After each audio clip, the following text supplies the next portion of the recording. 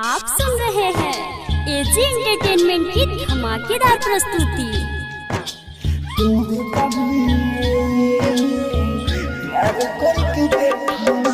Mix by DJ Kanchan राज, हाजीपुर वैशाली।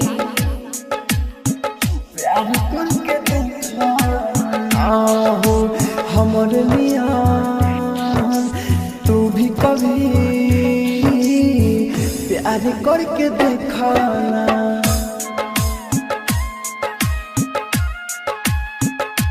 हो हमर मिया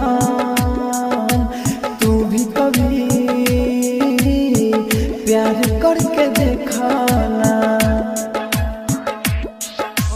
चाहत के हमसे सनम लीजिए हार करके देखाना।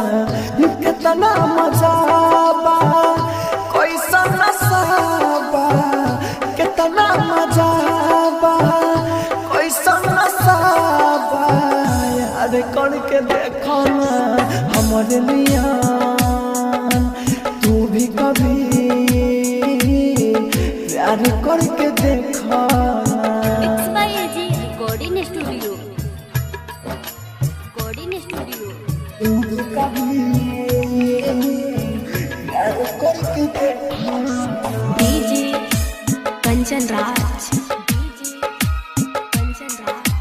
तू भी कभी नीम चौक चौसीमा वैशाली। प्यार करके देखाना। दिल लगा के जाने हो अपन लिया तुमाने हो, तुहरे में बसेला हमारो ही परान हो। दिल लगा के जाने हो अपन लिया तुमाने हो, तुहरे में बसेला हमारो ही परान हो। प्यार का होला टूटे न जोड़ा, प्यार का होला टूटे न जोड़ा। जे कैलाशों से पूछना हमरे मिया तू भी कभी प्यार करके देखाना।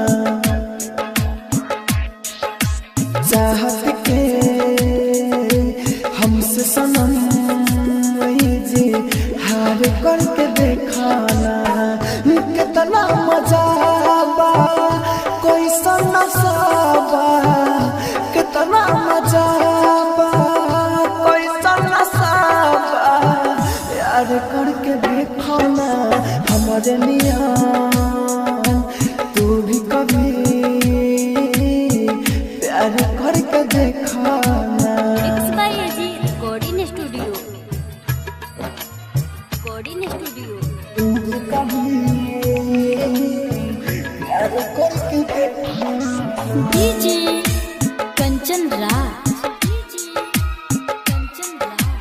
तू भी कभी नीम चौक चौसीमा वैशाली। तू भी कभी प्यार करके देखाना। राइटर हो दिल के हो जाए तो गोरी, बारो तो पाइले दिलवा के छोरी। राइटर हो दिल के हो जाए तो गोरी, बारो तो पाइले दिलवा के छोरी। राहुल राजधानी कहेला रानी, राहुल राजधानी कहेला रानी। मनोज के ठेकाना हमरे नियन तू भी कभी प्यार करके देखाना। चाहत के हमसे सनम जी हार करके देखाना।